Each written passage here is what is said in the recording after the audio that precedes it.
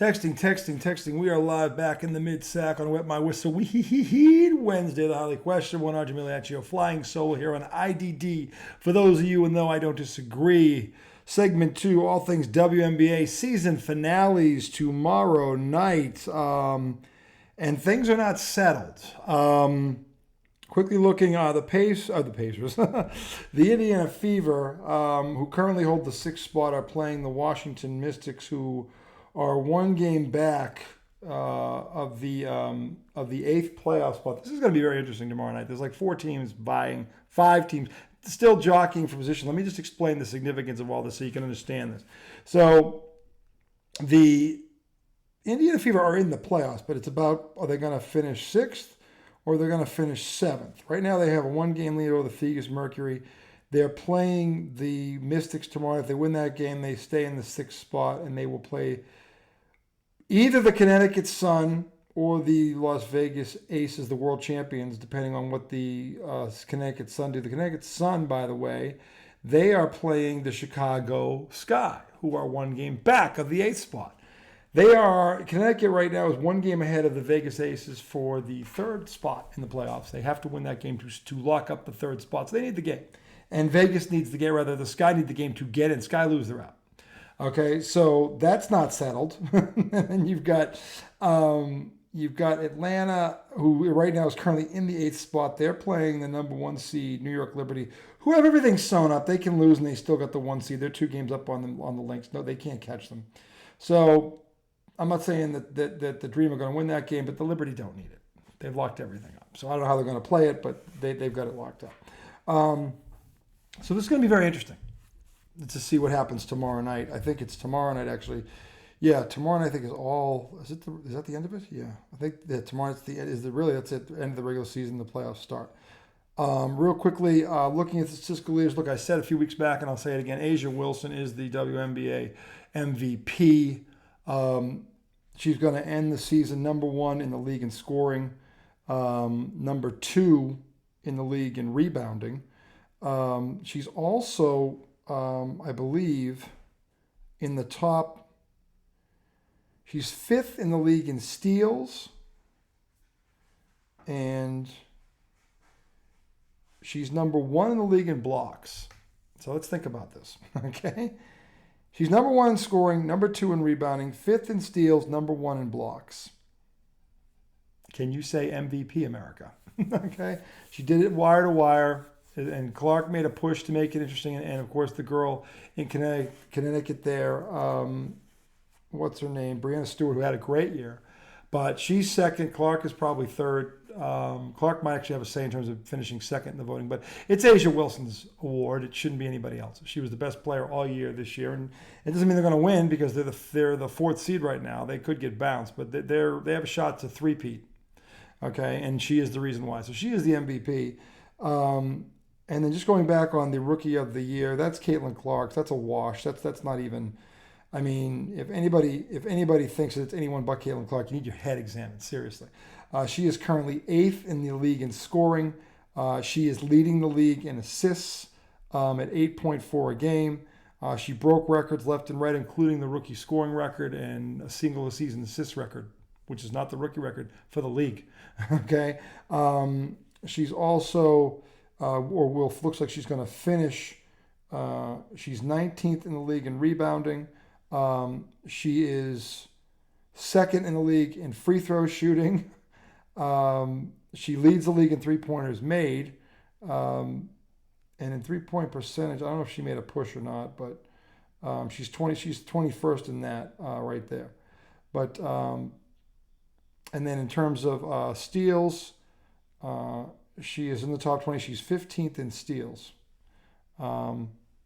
And she's also, believe it or not, she just fell outside that. She's now 21st in block shots. Actually, she's tied for 19th in block shots. So she's technically in the top 20 in block shots as well at 0.7. She's a guard, by the way. Okay. So, yeah. A'ja Wilson, League MVP, Caitlin Clark, Rookie of the Year. Should also be all NBA first team, all WNBA first team. If she's not, then again, another one of those jealous, butthurt, let her wait her turn. Caitlin Clark is one of the top 5 players in the world right now. And only an idiot would question that, given, again, 2 players in this league finished in the top 20 in 6 categories. Asia Wilson, league MVP, and Caitlin Clark. Mic drop. So there it is right there in a nutshell. We'll see what happens tomorrow night. I will be tuning in for that game. Actually, I won't because I'll be watching Jets Patriots. That's not true. I'll have it on. I'll be going back and forth. But be interested to see how those games turn out tomorrow night and see who ends up locking up what. And for the Connecticut Sun, they lock up that 3rd seed, which that would be big for them too. And to see the Atlanta Dream, if they win to get in, they came out of nowhere. To see them get in the playoffs, that's a nice little story down there in Atlanta. It'd be good for them. They came on second half of the year. So we will see what happens. Sucks that Angel Reese got injured. Let me say that. She had a hell of a year. She did. Led the league in rebounding, double-double record. She deserves credit for that. Let's be fair here. And it sucks that she wasn't here at the end to play this out and see if the Sky could get in. Now, they had lost 7 in a row before she got hurt. So they were going the wrong way. So they still could get in. We'll see what happens tomorrow. But again, they're playing a Connecticut Sun team that is 3rd in the league right now, or ranked 3rd in the league. They need the game, and they're healthy. So tall order for the Sky tomorrow night. We'll see if they can pull it out. In any event, good luck to all those teams tomorrow night. And congratulations to them all on a great regular season. These playoffs are going to be awesome. Tom and I will be covering them. I suggest if you haven't watched, you should take a look. It's been a pretty awesome year, and Caitlin Clark is a big reason why. By the way, they broke the attendance record for the WNBA by over 200,000, I think it was. That they being the Indiana Fever. That's the Caitlin Clark effect on top of everything else her mere presence has done. But she's backed it up with her play on the court. And even Shaquille O'Neal came around today and said it. Shaquille O'Neal, who's been backing Angel Reese, has been basically her PR agent the whole season, finally came out and said what he needed to say. Caitlin Clark's the real deal. A real deal. Loves watching her play, loves her game, loves how she has been taking shots and basically handle it with class. The dignity and class of a 10-year vet. She really has. And Shaq finally gave her flowers today, and he should have. And kudos to him for finally doing it. Better late than never, Shaq. Cheryl Swoops, on the other hand. This girl. I used to really like Cheryl Swoops. I really did. She's a hell of a player. And but God, what an asshole. What an asshole. I mean, just the B to the I to the T to the Z to the H. Just petty, jealous, butthurt, biatch. Terrible. Terrible. And how old are you? It's a good example. Hey, Swoops, way to set an example there. Some Hall of Famer you are. Pathetic. So, but anyway, the more Clark wins, the worse she looks. So, anyway, we're going to switch gears real quick here. Boston College, coming off that heartbreaker to number 6 Missouri, is hosting undefeated Michigan State on Saturday night. That's on at 8 o'clock. That game will be on somewhere. Look, BC still has a shot at this thing. They have a shot to win the ACC. They didn't run the ball. They had 2 bad turnovers, and they had a chance to win that game in Missouri on Saturday. They were in it. They were. So they get back to what they do best. Michigan State comes in hot. Lawton. Okay. Michigan State, just so we're clear, this game is going to be at the Heights, Saturday night, 8 o'clock. That's Chestnut Hill, for those of you who don't know what the hell I'm talking about. And if you look at the Spartans,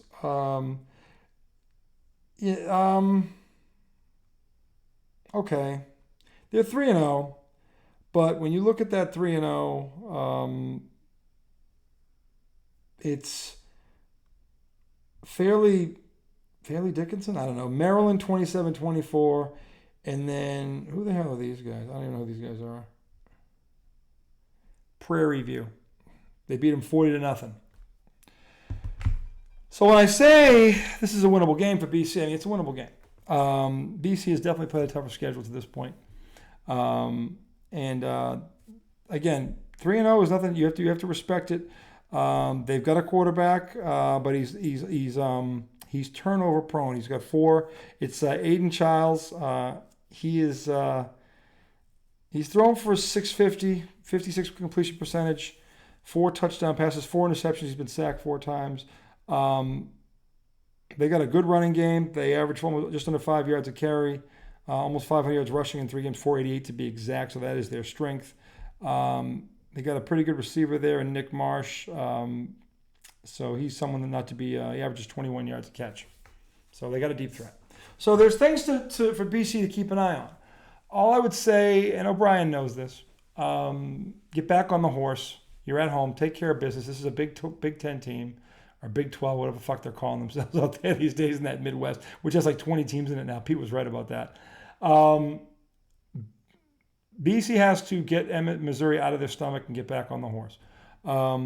They're still in this thing. That loss didn't hurt them because it was on the road against this top 10 SEC opponent. And by all accounts, they made a decent showing. It wasn't perfect, far from perfect, but they were in the game. They were competitive. They led for most of it, okay, for half of it anyway. So get back on the horse. Get back to your running game. Get this kid Ward involved more. He didn't get involved a lot against Missouri. And Missouri has that receiver burden who I hope the Patriots are watching. Because that kid is a legit NFL one. He is. He's got the tools. He's big. He's fast. He's strong. He lit BC up. They had no answer for him. A few teams will.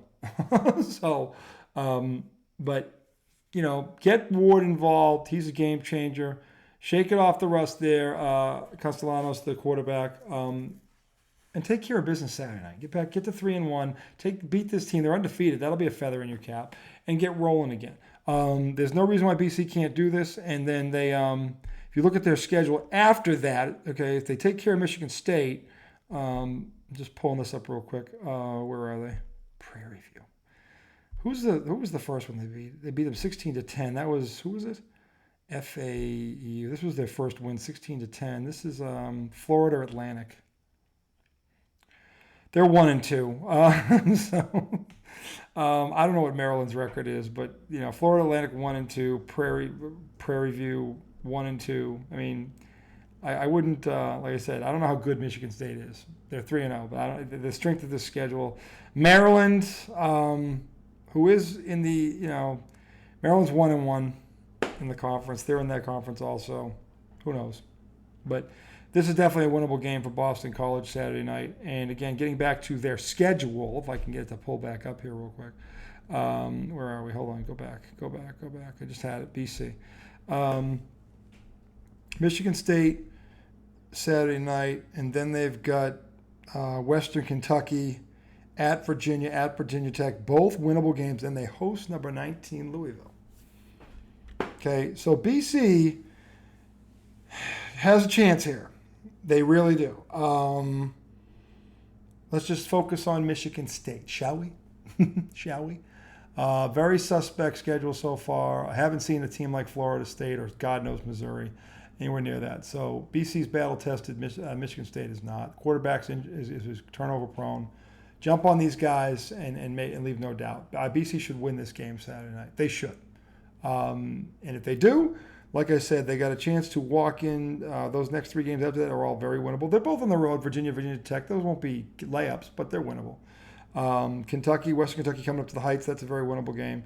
And then they host number 19 Louisville. That's the next month after Saturday night. So take care of Michigan State, and then this can get very interesting. BC has a chance to get back into the top 25. So we'll see what happens with them. Look, Castellanos on Saturday, I didn't really go into it that much, but he had 2 turnovers. He hadn't had any turnovers. BC didn't run the ball effectively at all. They held him to 49 yards rushing. If they had gotten to 100 and just took care of the ball, they could have won. So fixable mistakes, they're fixable. And O'Brien understands the long game. He knows that with a 12-team playoff and with a chance, BC's schedule, they don't see Clemson, they don't see Miami. They get to the conference championship game and run into one of those two, anything can happen. But they've got Louisville, they've got 19 Syracuse, SMU, North Carolina, and Pitt, both at home to close the regular season out. This is a very winnable run here for them. And Bill O'Brien, you've done a great job so far. Stay the course, man. Stay the course. You got a chance to put them in the ACC championship game if you play your cards right here. And it starts Saturday night. So I'm predicting an Eagles victory. I think they're going to right the ship. Michigan State hasn't seen a team like this yet. And if I'm BC, I should be mad. If I'm to a man, and they're probably not saying anything, but in that locker room inside, they should be pretty mad. They let one slip. They could have won that game in Missouri. I think they know it. They could have won that game. So what you can do when you look at the film is say, okay, that was on, because a lot of this was self-inflicted, let's be honest. clean up our mistakes. Don't worry about the opponent so much. Let's take care of ourselves. My father had a great saying when he was coaching me, and he said it in every sport: football, basketball, baseball, all the sports he coached me in. He'd say, in sports, there's only so much you can control. Focus on what you can control. Just worry about that. Your talent will take care of things you can't control. And it was very, very true, regardless of the sport. So to the Boston College Eagles, focus on what you can control. The turnovers, the penalties. Get that running game going. Have balance. These are things you can control that. Okay? Getting Ward more involved in the offense. Drop some plays for him. The kid's very talented. Transfer from Florida State and the others. He was somewhere else before that too. The kid's very talented. Get him involved early and often. And get Michigan State looking not just at Castellanos, because they're trying to figure out him. Get this Ward kid involved early and often and get Michigan State looking the other way for a change. And you do that, you get a chance to be 3-1 Sunday morning. But then the little things you can control, and we'll be sitting here talking about, hey, look at this the next 3 weeks when we come back on Monday. Monday. Anyway, that's going to do it for our show tonight. We'll return Friday night for a Freestyle Friday. We will preview the college football slate on Saturday, NFL pick segment. I did better this week. We'll go over it on Friday and make our picks for this weekend. And 2 Cents with Tommy may be in the works as well. Plus, Giggle Smoke Guarantee, the return on Friday night. Yes, he will be back. He, Reefer, J-Bone, Giggle Smoke will be in the hizzy Friday night. So until then, 48 hours, Thirsty Thursday, Freestyle Friday. The weekend is coming. Patriots Jets tomorrow night. Again, this game is in the hands of the Patriots offensive coaching staff. Get the passing game going. Pop Douglas, where is he? On the back of a milk carton. Find him. Tyquan Thornton, get him in space. 4.240, the Baylor burner. He's looking pretty good. He's bulked up. Come on. Let's go. Get it going. We'll see what happens tomorrow night. Should be a heck of a game there on the NFL Network. We will see you guys in about 48 hours, boys and girls. You know the drill.